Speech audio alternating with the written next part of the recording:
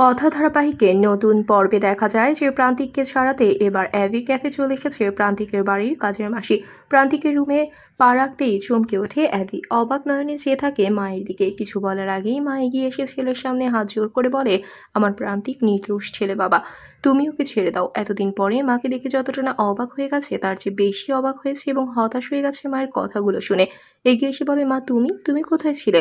আর তুমি এসব কি বলছো? কে তোমার ছেলে? তোমার তো আর কোনো ছেলে নেই মা, তোমার তো একটাই ছেলে, আর সেটা হলাম আমি। ততক্ষণে সেখানে চলে এসেছে প্রত্যয়, অঙ্কিত ও জুনি।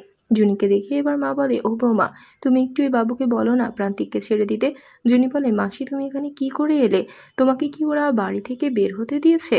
কার্তিক বা অন্য কেউ দেখেনি? আর তুমি কার জন্য এসেছো? যে অমানুষটা তোমাকে নির্যাতন করে আসছে আর দুবেলা ঠিকমতো দুমুঠো খেতেও দেয় না।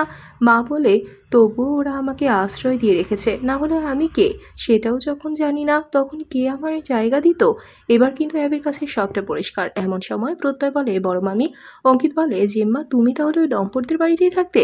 সবার কথা শুনে অবাক হয়ে যায় মা। তাহলে কি করবে এবার অ্যাবি? মাকে নিয়ে বাড়িতে ফিরে আসার আগে মায়ের অনুরোধেই কি প্রান্তিককে ক্ষমা করে দেবে? বন্ধুরা, তোমাদের কি মনে হয়? এক্ষুনি একটি লাইক দিয়ে এবং কমেন্ট করে জানিয়ে দাও তোমাদের মতামত। ধন্যবাদ।